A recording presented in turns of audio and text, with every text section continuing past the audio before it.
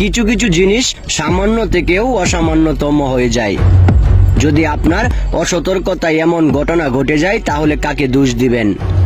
হঠাৎ করেই কয়েকটি বাচ্চা যাচ্ছে আর সেখান থেকেই মূলত একটি বাচ্চাকে ধরে ফেলেছেন।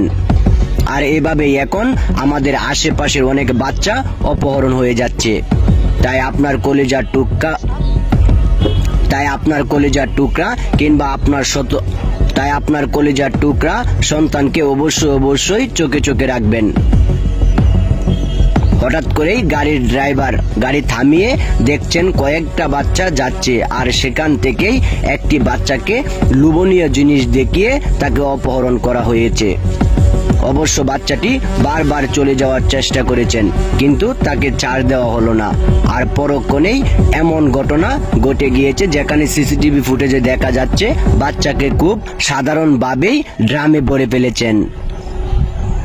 কেউ কল্পনাও করতে পারবে না এমন ঘটনা ঘটে যায়। এমন একটা ব্যবহার করছেন যেখানে দেখা যাচ্ছে লোকটি নিঃসন্দেহে কোনো কিছু করেনি।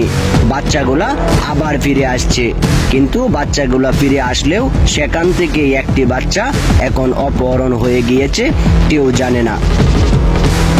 তাই আপনার বাসা যদি রাস্তার পাশে হয় তাহলে অবশ্যই আপনার বাচ্চাকে চোখে চোখে রাখবেন, না হলে আপনার বাচ্চাও এমনভাবে অপহৃত হয়ে যেতে পারে।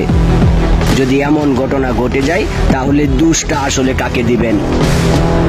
আপনার অসতর্কতায় এমন ঘটনা ঘটতে পারে।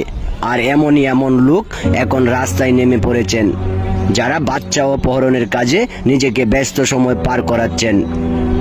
আর বাচ্চা অপহরণ করে তাদের মুক্তিপণ দাবি, এত লক্ষ টাকা দিলে বাচ্চাকে ছেড়ে দেওয়া হবে।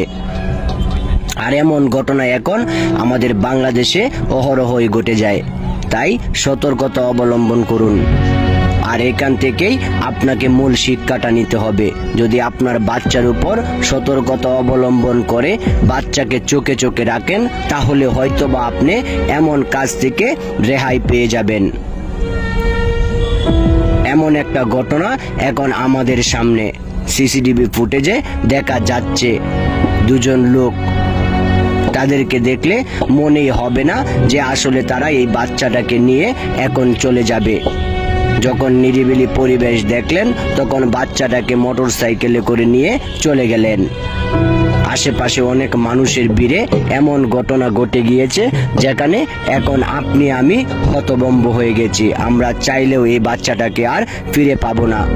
হয়তোবা কয়েক লক্ষ টাকা দিয়ে সেই বাচ্চাটাকে ফিরিয়ে আনতে হবে, আর সেটার জন্য এখন সময়ের দরকার।